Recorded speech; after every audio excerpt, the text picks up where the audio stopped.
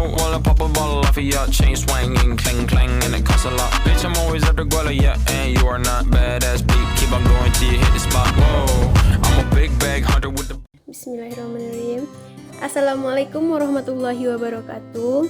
Hai, perkenalkan nama saya Marsyanda dari Prodi Pendidikan Bahasa Indonesia jurusan Bahasa dan Seni Fakultas Keguruan dan Ilmu Pendidikan Universitas Mahaputra Muhammad Yamin Solo. Saya dari angkatan 2021. Baik, di sini saya akan menceritakan prosa tentang Kaba Cinduamato untuk memenuhi tugas akhir semester mata kuliah apresiasi prosa. Selamat mendengarkan. Baik, saya akan menceritakan tentang Kaba Cinduamato yang bermula pada zaman dahulu kala hiduplah seorang ratu yang bernama Bundo Kanduang yang konon diciptakan bersama dengan alam semesta ini. Dia adalah timpalan Raja Rum, Raja Tiongkok dan Raja dari Laut. Suatu hari Bundo Kanduang menyuruh Kembang Bendahari, seorang dayangnya yang setia, untuk membangunkan putranya Dang Tuanku yang sedang tidur di anjungan istana. Kembang Bendahari menolak karena Dang Tuanku adalah raja alam yang sangat sakti. Bundo Kanduang pun lalu membangunkan sendiri Dang Tuanku dan berkata bahwa bendahara sedang mengadakan gelanggang di nagarinya Sungai Tarap untuk memilih suami buat putrinya, karena gelanggang tersebut akan dikunjungi banyak pangeran dan sultan-sultan putra-putra yang terpandang. Dan Tuanku dan Cinduamato seharusnya ikut serta di dalamnya. Bundo Kanduang memerintahkan Dang Tuanku untuk menanyakan apakah bendahara akan menerima Cinduamato sebagai suami dari putrinya, Putri Lenggogani. Setelah menerima pengajaran tentang adat Minangkabau dari Bundo Kanduang, Dang Tuanku, Cinduamato dan para pengiringnya berangkat ke Sungai Tarap. Di Sungai Tarap, mereka disambut oleh bendahara. Dang Tuanku bertanya apakah bendahara bersedia menerima Cinduamato yang bodoh dan miskin sebagai menantunya. Sebenarnya Cinduamato adalah calon menantu ideal, dan karena itu lamaran tersebut diterima. Dang Tuanku kemudian berbincang-bincang dengan bendahara yang merupakan ahli adat di dalam bahasa Ampek Balai, membahas adat Minangkabau dan apakah telah terjadi perubahan dari adat nenek moyang. Menurut bendahara, prinsip-prinsip yang diwariskan dari perumus adat Datuk Katumanggungan dan Datuk Perpatih Nusa Batang tetap tak berubah. Sementara itu, Cinduamato mendengar pergunjingan di pasar bahwa putri bungsu tunangan Dang Tuanku akan dinikahkan dengan Imbang Jayo, Raja Sungai Nyak, sebuah negeri di rantau timur Minangkabau. Menurut kabar itu, di sana tersebar berita bahwa Dang Tuanku diasingkan karena menderita penyakit. Putri bungsu adalah Putri Rajo Mudo, saudara Bundo Kanduang, yang memerintah sebagai wakil Pagaruyung di rumah Sikalawi, tetangga Sungai Nyak. Ketika menemukan bahwa cerita ini disebarkan oleh kaki tangan Imbang Jayo, Cinduamato bergegas mendesak Dang Tuanku untuk meminta permisi pada bendahara dan kembali ke Pagaruyung. Gunjingan seperti itu adalah hinaan kepada Raja Alam. Di Pagaruyung, Cinduamato menceritakan Dang Tuanku dan Bundo Kanduang apa yang didengarkannya di pasar. Bundo Kanduang naik pitam. Namun sebelum bertindak, dia mesti berunding dulu dengan bahasa Ampek Balai. Dalam rapat-rapat berikutnya, para menteri tersebut berusaha menengahi Bundo Kanduang pada satu pihak yang tak dapat menerima hinaan dari saudaranya, dan Dang Tuanku beserta Cinduamato pada pihak lain yang menganjurkan kesabaran. Pertemuan tersebut berakhir dengan kesepakatan bahwa Cinduamato akan berangkat sebagai utusan Bundo Kanduang, Dang Tuanku yang ke Sikalawi dengan membawa Sibinuang, seekor kerbau sakti sebagai mas kawin untuk putri bungsu. Selanjutnya dengan menanggung kuda sakti Sigumarang dan ditemani oleh kerbau sakti, Sibinuang, Cinduamato berjalan menuju ranah Sikalawi. Di perbatasan sebelah timur di dekat bukit Tambun Tulang, dia menemukan tengkorak-tengkorak berserakan.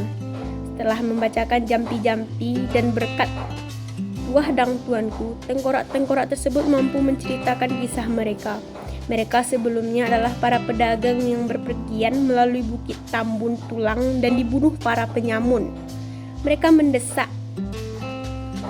Sesudahnya para penyamun menyerang, namun dengan bantuan si Binuang, dia berhasil mengalahkan mereka. Para penyamun tersebut mengaku bahwa Imbang Jayo, Rasa Sungai Nyiang, memperkerjakan mereka tak hanya buat memperkaya dirinya, tetapi juga untuk memutus hubungan antara Pagaruyung dan Rantau Timur, dan dengan demikian melampangkan rencananya untuk mengawini Putih Bungsu. Kedatangan Cindomato menggembirakan keluarga Raja Umudo yang berduka mendengar kabar penyakit dang tuanku. Kehadiran Cindomato dianggap sebagai petanda restu Bundo Kanduang atas perkawinan yang hendak dilangsungkan. Dengan berpura-pura kesurupan, Cindomato berhasil bertemu empat mata dengan Putih Bungsu tanpa memancing kecurigaan keluarga Raja Umudo. Mereka percaya hanya Putih Bungsu saja yang mampu menenangkannya. Cindomato bertutur pada Putih Bungsu bahwa dang tuanku mengirimkannya untuk membawanya ke Pagaruyung. Karena ia sudah ditakdirkan untuk menikah dengan dang tuanku dalam pesta perkawinan yang berlangsung saat Imbang Jayo tengah berperan sebagai pengantin pria, Cindomato melakukan hal-hal ajaib yang menarik perhatian lain dan menculik Putih Bungsu.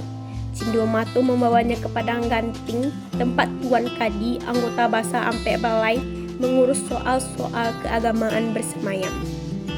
Dengan menculik Putih Bungsu ini, Cindomato telah melanggar hukum dan melampaui wewenangannya sebagai urusan Pagaruyung Tuan Kadi.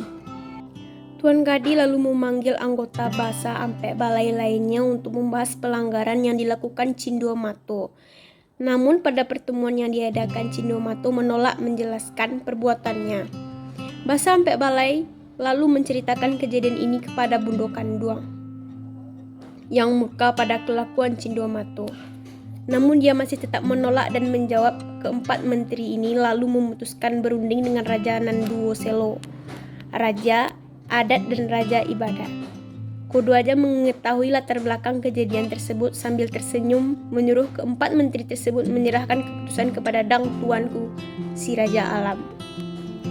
Pada pertemuan berikutnya, perdebatan terjadi antara Bundo Kanduang yang berteguh mempertahankan adat raja-raja dan dang tuanku yang menganjurkan memeriksa alasan di balik tindakan Cindomato.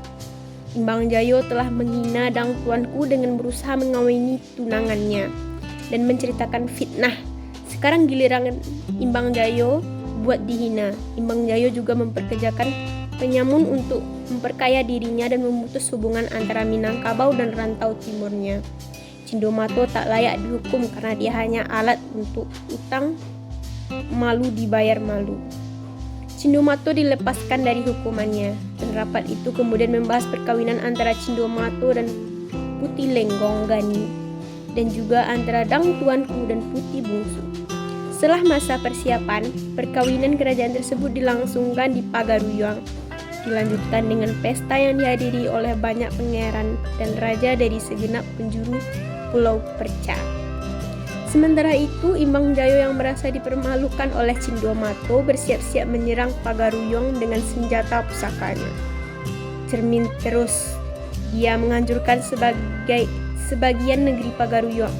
Cermin itu akhirnya dipecahkan oleh panah sakti Cindomato. Ketika Imbang Jayo sibuk memperkuat pasukannya, Bundo Kanduang dan tuanku meminta Cindomato mengungsi ke Inderapura, negeri di Rantau Barat, dan dengan demikian tidak ada alasan lagi buat Imbang Jayo memengerangi Pagaruyung. Geram karena gagal membalas dendam, Imbang Jayo pun lalu protes dan pada Raja Nanduo Selo. Pada pertemuan yang dipimpin oleh kedua raja tersebut dan dihadiri oleh keempat menteri, Imbang Jayo mendakwa bahwa seorang anggota keluarga kerajaan telah mempermalukan dirinya, sebuah pelanggaran yang tak termaafkan. Namun raja-raja tersebut bertanya, siapa yang memulai penghinaan tersebut? Apa bukti dakwaan Imbang Jayo? Tuduhan terhadap anggota kerajaan tanpa bukti cukup bukan soal main-main.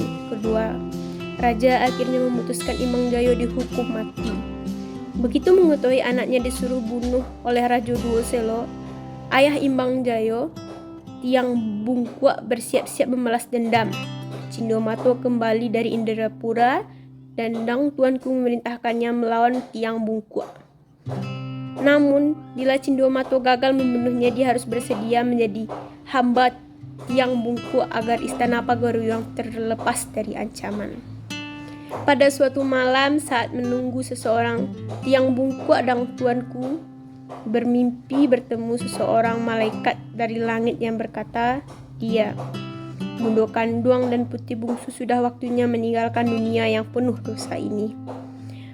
Pada pagi harinya, Dang Tuanku mengisahkan mimpinya pada Bundo Kanduang dan Basa Ampek Balai mengetahui waktu mereka sudah dekat. Mereka mengangkat Cindomato sebagai raja muda. Cindomato menunggu Tiang Bungkua di luar Pagaruyung. Namun, dalam duel yang berlangsung, dia tak mampu membunuh Tiang Bungkua. Cindomato lalu menyerah pada kesatria tua itu dan mengikutinya ke Sungai Ngiang sebagai budak. Pada suatu saat yang sama, sebuah kapal terlihat melayang di udara membawa Dang Tuanku dan anggota keluarganya kerajaannya lainnya ke langit. Suatu hari ketika Tiang Bungkua sedang tidur siang, Cindomato membaca jampi-jampi dan berhasil mengungkap rahasia kebebasan Tiang Bungkua dari mulutnya sendiri. Ternyata Tiang Bungkua hanya dapat dibunuh menggunakan keris bungkua atau karih bungkua yang disembunyikan di bawah tiang utama rumahnya. Cindomato mencuri keris itu lalu memancing Tiang Bungkua agar berkelahi dengannya. Dalam duel tersebut, Cindomato berhasil membunuh Tiang Bungkua dengan keris curiannya itu. Setelah kematian Tiang Bungkua, para bangsawan Sungai Ngiang mengangkat Cindomato menjadi raja. Kemudian juga diangkat sebagai Raja Sikalawi. Setelah Raja Mudo turun tahta, Cindomato menikahi adik Putih Bungsu, Putih Reno Bulat. Dari hasil pernikahannya ini, Cindomato memperoleh anak perempuan dan laki-laki yang diberi nama Sultan Lembang Alam. Setelah beberapa lama menghabiskan waktu di rantau timur, Cindomato pun kembali ke Pagaruyung untuk memerintahkan sebagai Raja Minangkabau. Dari perkawinannya dengan Putih Lenggogani yang mendapatkan anak bernama Sultan Lenggang Alam. Itulah kisah dari Kaba Cindomato. Semoga menghibur dan memberi informasi untuk teman-teman semuanya. Sekian, terima kasih. Assalamualaikum warahmatullahi wabarakatuh.